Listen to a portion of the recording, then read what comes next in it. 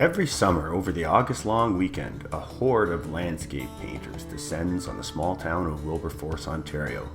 This is located smack dab in the middle of the Haliburton Highlands. The reason these artists come is a brush with the Highlands, Canada's largest plein air painting festival. For those of you not familiar with the term plein air, it comes from the French meaning in the open air or fresh air and refers to paintings that were painted on location by the artist. No use of photographs, no studio work, just out there in the sun, the wind, and the rain, having at it with brushes and paints.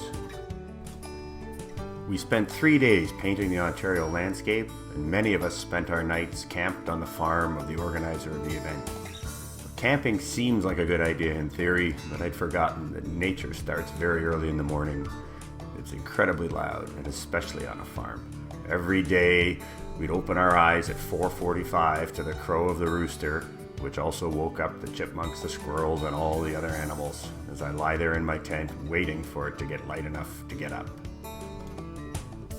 At the end of the weekend, as I took down my tent and packed all my gear in the middle of a torrential downpour, I realized that camping probably is not for me. I'll be there again next year, but I'll be staying in a friend's cottage. The weekend was capped off with an exhibition of all the artists' work at the Wilberforce Community Centre. What an impressive display of over 100 paintings by more than 50 artists. On the very first day, by the time I arrived and got my tent set up, it was late afternoon, so I just painted the view from my campsite, giving me this little piece here.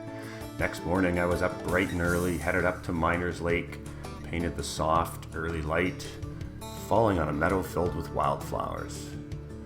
I then turned my easel 180 degrees in the opposite direction and caught one of my favorite motifs, the afternoon sun coming through the trees. The last morning we set up by a little creek with just enough shade in a scorching summer day, and it produced this little piece.